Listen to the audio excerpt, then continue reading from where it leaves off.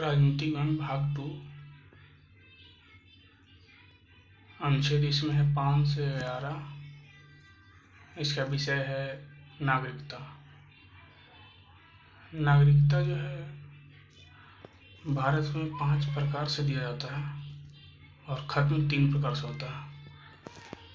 सबसे पहले तो हम आ जाए बात करें कि अनुच्छेद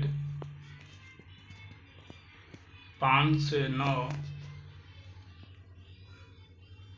26 नवंबर 1949 को लागू हुआ और अनुच्छेद जो 10 से 11 है वो 26 जनवरी 1950 को लागू हुआ। ये जो है अच्छा, अब चलते हैं नागरिकता की परिभाषा की ओर।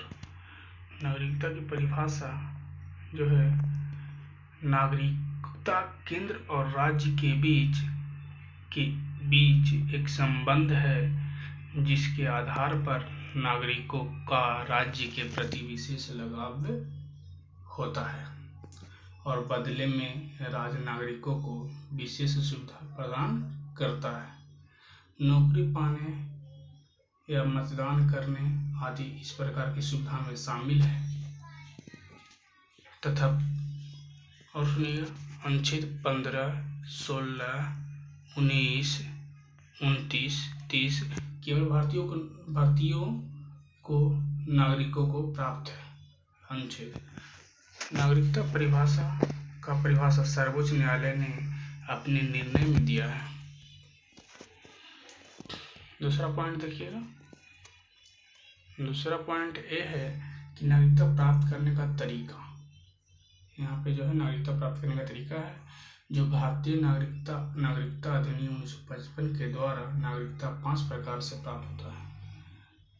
पहला है जन्म के आधार पर, दूसरा वंशानुगत के आधार पर, तीसरा पंजीकरण द्वारा, चौथा देशीयकरण द्वारा के आधार पर, छठा चौथा हो गया, पांचवा देखिएगा भूमि विस्तार के आधार पर। ठीक है, ये चारों को डिस्कस करेंगे हम लोग। ठीक है दोस्तों, चारों को डिस्कस करते हैं अब। पहला जो है जन्म के आधार पे। यदि कोई व्यक्ति भारतीय सीमा के अंदर जन्म लेता है तो उसे भारतीय नागरिकता प्राप्त होगा। दूसरा जो वंशानुगत के आधार पर है, किसी देश में जन्म होने पर भारत का नागरिकता दिया जा सकता है यदि उनके जन्म के समय माता पिता भारत का नागरिक हो।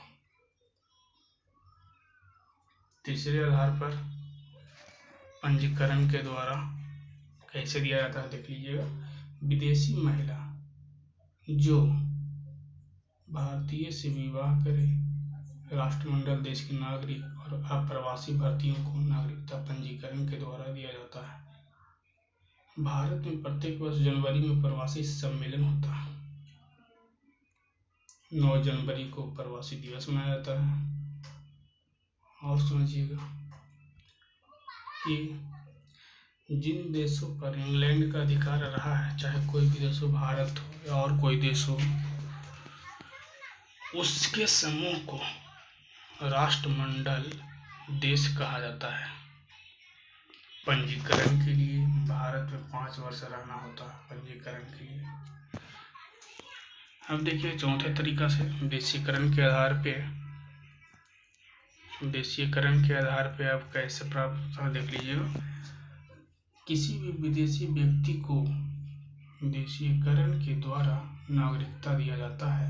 इसके लिए 10 वर्ष भारत में रहना होता है। यानी कोई व्यक्ति है विदेशी व्यक्ति, उसको अगर यहाँ का भारत का नागरिकता प्राप्त करना है तो उसे यहाँ 10 वर्ष रहना होगा, उसके बाद नागरिकता दिया जाएगा।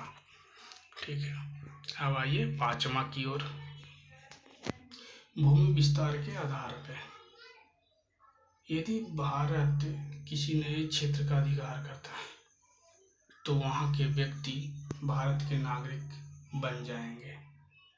क्योंकि अगर कहीं आगे क्षेत्र बढ़ाया गया भारत का, किसी राज्य के आगे किसी कंट्री में एंट्री हुआ थोड़ा सा जगह के कारण, तो उसे उस जगह के जितने भी व्यक्ति होंगे उससे अपने आप वो अपने आप उनको भारत के नागरिक बन जाएंगे। अब है नागरिकता कितने प्रकार से समाप्त होता है। नागरिकता 3 प्रकार से समाप्त होता है। देखिएगा यहाँ ध्यान से, नागरिकता समाप्त करने का तरीका। नागरिकता को 3 प्रकार से समाप्त किया जाता है, ठीक है। स्वेच्छा, पहला है स्वेच्छा से त्याग करने पर, या दूसरे देश का नागरिकता प्राप्त करने पर भारत का नागरिकता स्वतः समाप्त हो जाता है, यह प्रावधान अनुच्छेद 9 में है। तीसरा है संविधान विरोधी या देश विरोधी कार्य करने पर, जैसे संविधान के विरोध में कोई बोल दिया या देश के विरोध कुछ कार्य कर देने पर उसको नागरिकता समाप्त कर दिया जाता है। ठीक है दोस्तों, यहीं पर और इस वीडियो के अंत में मैं ये कहना चाहूँगा कि